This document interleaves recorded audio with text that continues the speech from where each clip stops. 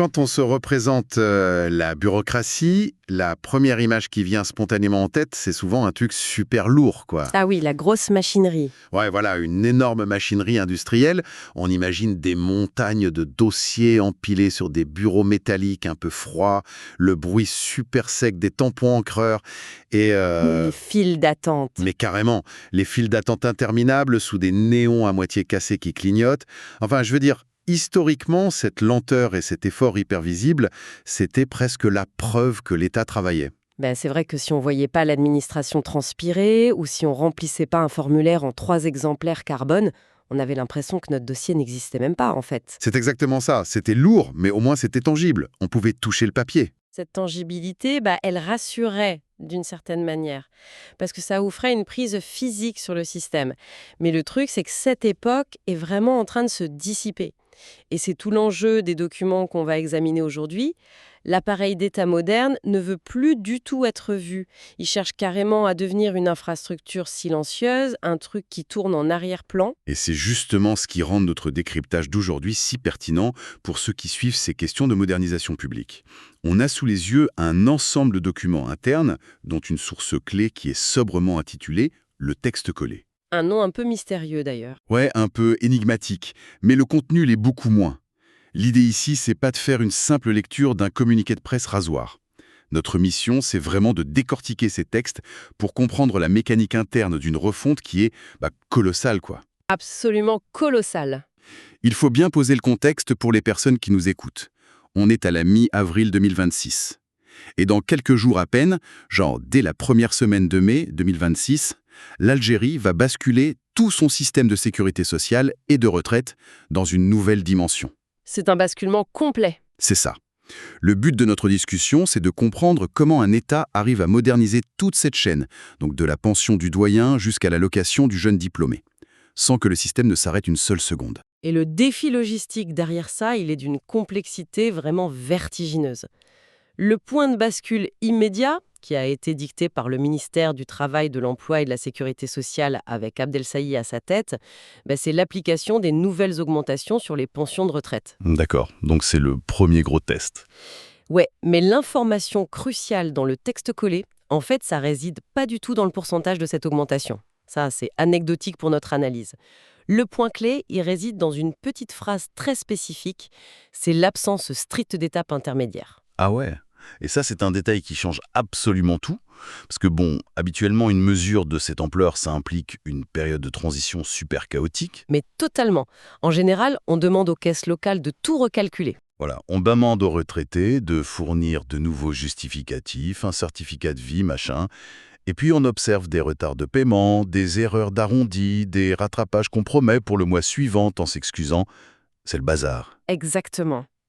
Et là, le texte affirme de manière très claire que les nouveaux montants sont intégrés directement dans le système de paiement, bam comme ça, en respectant à la lettre le calendrier habituel, et ce pour absolument tous les bénéficiaires à l'échelle du pays entier. D'ailleurs, le ministère a convoqué des réunions de coordination super intensives spécifiquement pour verrouiller ce processus, non ? Ouais, tout à fait. C'est pas juste une circulaire balancée par mail en espérant que chaque bureau régional en fasse une bonne interprétation.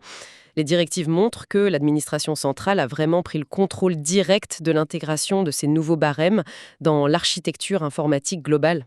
En fait, pour bien visualiser le truc, moi j'aime bien utiliser l'image du smartphone. Ah oui, la fameuse mise à jour. Ouais, voilà. On se couche le soir, l'appareil fonctionne avec son ancienne version logicielle, et pendant la nuit, sans qu'on ait besoin de faire quoi que ce soit, il télécharge les nouveaux paramètres, il reconfigure tout son système de fichiers, et il redémarre silencieusement. Et le lendemain matin, tout est prêt ? C'est ça. Au réveil, les nouvelles fonctionnalités sont là. L'utilisateur, il a rempli aucun formulaire, il n'a même pas eu besoin de prouver que c'était bien son téléphone. C'est exactement le même principe ici. Le retraité, il va consulter son compte bancaire au postal début mai, et le nouveau solde est simplement là. La mise à jour sociale, elle a eu lieu dans l'ombre totale. L'image est super parlante, mais je pense qu'il faut quand même garder à l'esprit un truc fondamental.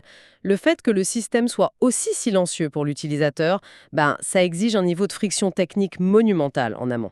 On n'a rien sans rien. Voilà. Pour que cette bascule de mai soit transparente, le texte souligne bien que les responsables ont opéré un suivi quasi obsessionnel de l'état d'avancement des programmes informatiques. Et ça, entre début mars et mi-avril 2026. Ils ont dû carburer dans les services informatiques. C'est un sprint d'ingénierie extrême. Il a fallu nettoyer les bases de données, tester tous les scripts de paiement et surtout s'assurer que les serveurs des banques et de la poste puissent absorber les nouveaux flux sans cracher. Ce que le citoyen perçoit comme une espèce de magie algorithmique super fluide, c'est le résultat de nuits blanches pour les développeurs de l'État. Donc en gros, on n'appuie pas juste sur une touche entrée pour augmenter des millions de pensions, quoi. Mais non, ça serait trop beau. Ça exige une refonte totale de la salle des machines. Mais du coup, cette approche de la fameuse mise à jour silencieuse, ça soulève une question structurelle hyper intéressante. Parce que pour que ça fonctionne sur le long terme, le ministère insiste lourdement dans ses directives sur un point très précis, à savoir la fin de l'ère du guichet. Oui, la mort du guichet physique. C'est ça, il y a une volonté super explicite de généraliser les services à distance et de numériser les processus, mais vraiment à marche forcée. L'idée qu'ils vendent, c'est que le citoyen ne doit plus avoir besoin de se déplacer. Et le texte aborde d'ailleurs cette numérisation comme la condition sine qua non pour pouvoir réduire les délais de traitement. Mais attends, ils veulent faire quoi exactement ? En gros, le ministère veut purger les bâtiments administratifs de toutes les tâches à faible valeur ajoutée. Genre prendre un papier et le mettre dans une bannette ? Voilà, la simple réception physique de documents de routine. Ils veulent éliminer ça pour concentrer la force de travail, donc les fonctionnaires, sur de la vraie validation et de l'analyse de dossiers complexes. Alors, c'est une super belle théorie. Sur le papier, c'est génial. Mais franchement, il n'y a pas une contradiction flagrante à vouloir numériser massivement un système dont les bénéficiaires principaux, c'est des personnes âgées. C'est la critique classique, oui.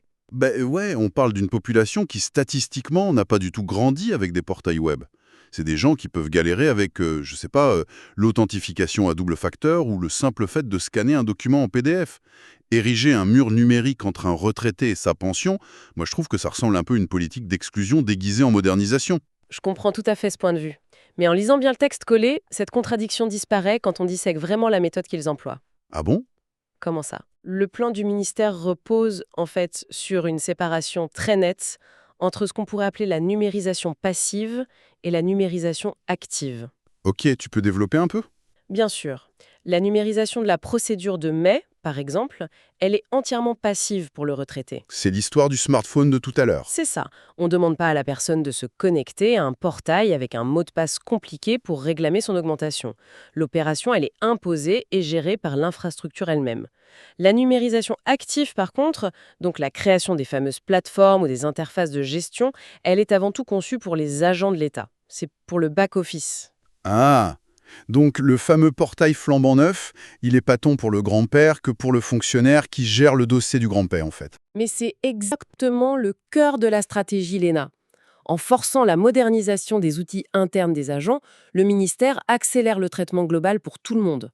Et mieux encore, en permettant aux citoyens plus jeunes ou à ceux qui sont à l'aise avec le numérique de faire leurs démarches en ligne depuis leur canapé, qu'est-ce qui se passe ? Ils viennent plus dans les agences. Exactement.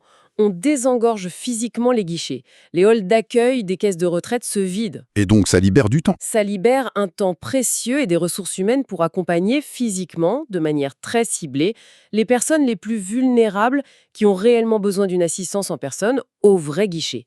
C'est pour ça que je dis souvent que la machine numérique protège l'usager analogique. C'est fascinant comme équilibre. On numérise à fond la salle des machines pour que la façade reste accessible, voire même qu'elle nécessite moins d'efforts de la part du citoyen. Mais bon, cette numérisation passive dont tu parles, elle possède quand même un point faible évident, non ? Lequel ? Elle avance complètement à l'aveugle. Si le retraité ne vient plus jamais au guichet pour déposer son fameux certificat de vie ou ses justificatifs annuels, l'administration devient totalement dépendante de ses propres données internes. Enfin, je veux dire, comment le système informatique sait que la personne n'est pas décédée ou qu'elle ne perçoit pas déjà une autre aide qui serait incompatible avec sa nouvelle pension ? C'est une excellente question et cette vulnérabilité explique justement pourquoi le texte insiste avec autant de gravité sur un autre aspect, le renforcement massif du partage et de la vérification des données entre les différentes branches de l'administration. Le croisement de fichiers, quoi. Oui, c'est le maillage invisible, la colonne vertébrale de tout l'édifice. Sans une coordination vraiment millimétrée entre l'état civil, les services fiscaux et les différentes caisses de sécurité sociale, c'est simple, le système de paiement automatisé se mettrait très vite à verser des millions à des comptes fantômes ou à des personnes inéligibles. Historiquement, ce partage de données, c'était un peu une blague. Ça ressemblait à une course de relais, et le citoyen, c'était le témoin qu'on se passait de main en main. C'est une bonne comparaison, oui. Ben oui, l'état civil donnait un bout de papier aux citoyens qui devaient courir le donner à la Sécu, qui ensuite l'envoyait aux impôts par courrier. Aujourd'hui, d'après les documents, on passe à un modèle qui ressemble plutôt à un document collaboratif partagé dans le cloud. Toutes les agences lisent et écrivent sur le même dossier central en temps réel. C'est tout à fait la logique du texte collé, une information unique partagée instantanément. Mais du coup, cette immédiateté, moi, ça m'inquiète un peu. Si tout est croisé automatiquement, que se passe-t-il en cas d'erreur humaine tout au début de la chaîne? Genre, je sais pas, un employé de l'état civil fait une faute de frappe sur un numéro d'identification nationale. Est-ce que le système informatique va couper automatiquement les vivres de la personne le mois suivant sans prévenir? Comment l'administration gère la friction générée par ces erreurs automatisées? Alors le risque de ce qu'on appelle l'erreur algorithmique en cascade, il est très réel. Et ils en sont conscients. C'est pour ça que les directives exigent la création de garde-fous très stricts dans ces systèmes de vérification croisée. Des sécurités informatiques. Voilà. La gouvernance de la donnée, c'est pas seulement faire circuler l'information très vite, ça n'aurait aucun sens. Ça consiste surtout à instaurer des protocoles de validation. Le texte évoque d'ailleurs explicitement l'intensification du, je cite, contrôle des activités liées aux prestations sociales. Donc il vérifie ce qui entre dans la machine. Absolument. Ce contrôle, il vise pas seulement à traquer la fraude externe du citoyen, il vise aussi l'intégrité de la donnée interne. En consolidant les informations, le ministère cherche à obtenir une source de vérité unique et infaillible. C'est un sacré changement de paradigme. Le citoyen est finalement libéré de son rôle un peu ingrat de messager interadministratif. L'État assume enfin la responsabilité de savoir ce qu'il est censé savoir. C'est exactement ça. Il ne peut plus se cacher derrière son inefficacité. Du coup, l'administration ne peut plus utiliser l'excuse légendaire du genre « Ah désolé, il manque une pièce à votre dossier », puisque la pièce en question, elle est déjà dans leur propre serveur depuis des mois.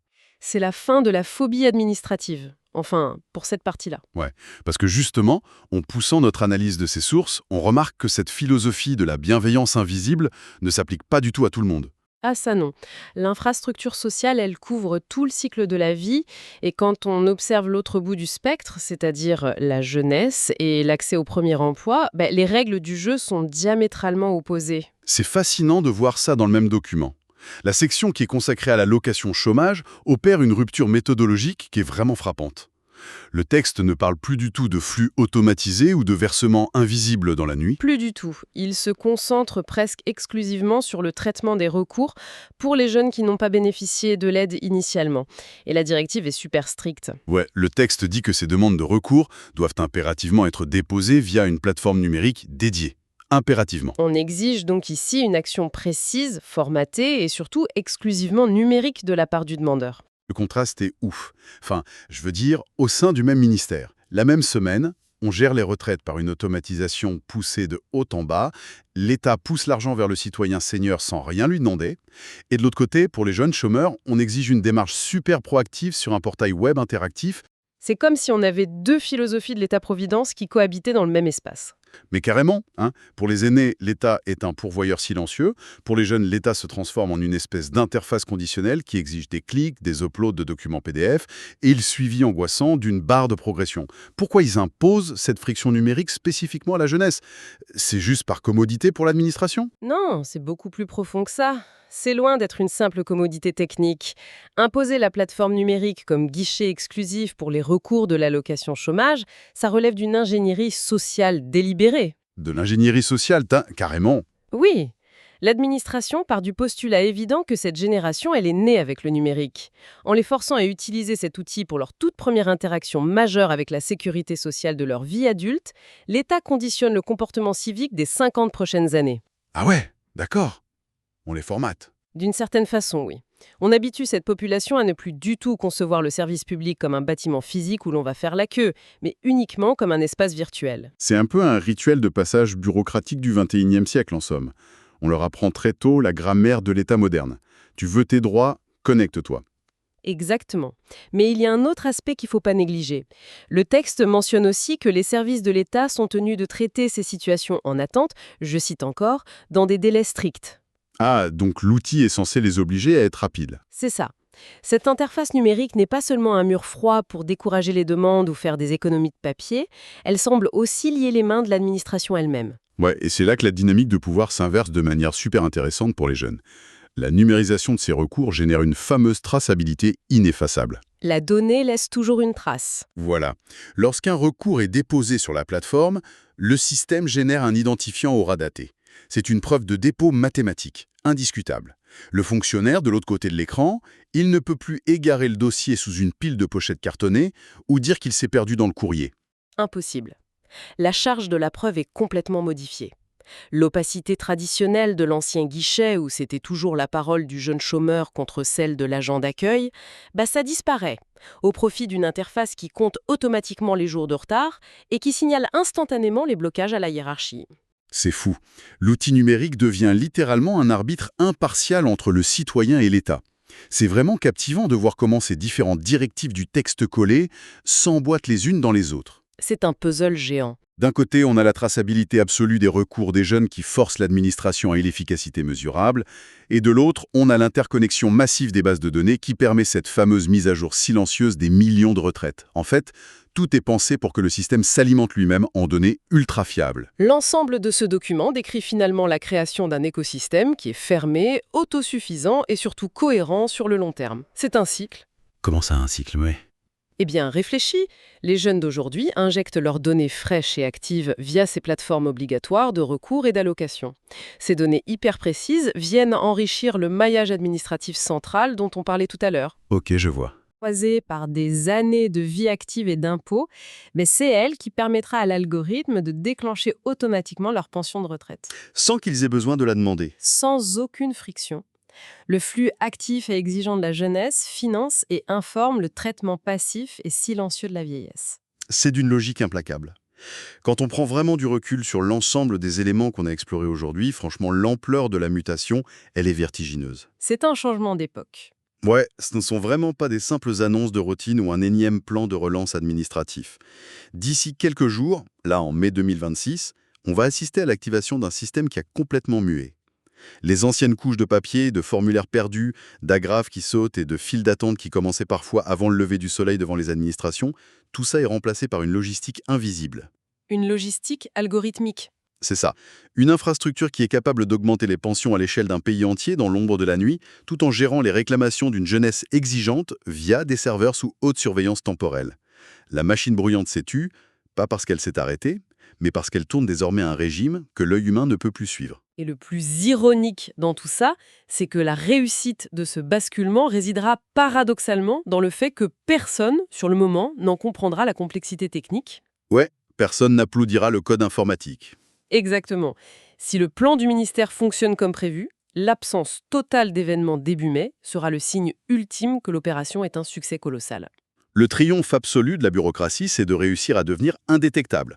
Et d'ailleurs, ça nous amène à une petite réflexion finale, qui dépasse le simple cadre de ces annonces et qui mérite vraiment qu'on s'y attarde pour ceux qui aiment creuser un peu les concepts. Je t'écoute. Nos sources décrivent une administration qui ne se contente plus du tout de stocker bêtement des informations dans des archives poussiéreuses, mais qui les croise, les vérifie en continu et les utilise pour accorder des droits sociaux de manière chirurgicale et automatique. La question que ça pose, c'est: si un État moderne parvient à construire une infrastructure si fine qu'elle sait instantanément ce à quoi chaque individu a droit, à quel moment cette efficacité technologique modifie-t-elle la nature même de notre relation à la solidarité nationale? C'est une vraie question de philosophie politique. Mais oui, dans l'ancien modèle, le citoyen, il devait être un acteur conscient de ses propres droits. Il fallait se battre un peu, justifier de sa situation avec des documents, demander de l'aide. C'était un processus qui était parfois humiliant, souvent très épuisant, mais qui obligeait à une interaction hyper consciente avec l'État. On prenait la mesure de la chose publique. Exactement. Avec l'avènement de cette administration prédictive qu'on est en train de voir naître et qui analyse nos données et verse des allocations de manière totalement invisible, le besoin même de demander disparaît. Et la question que je lance à ceux qui s'intéressent à l'avenir de nos sociétés, c'est la suivante. Si demain, un algorithme anticipe votre basculement dans la précarité et active une aide avant même que vous ne formuliez une requête, Est-ce que c'est l'aboutissement parfait du contrat social de Rousseau, ou est-ce que c'est la transformation du citoyen en un simple point de données passif, géré par un algorithme super bienveillant mais totalement inatteignable? Ça donne le vertige vu sous cet angle. Une perspective vertigineuse, ouais. Un truc à garder en tête alors qu'on observera les serveurs silencieux prendre définitivement le relais des guichets dans les tout prochains jours.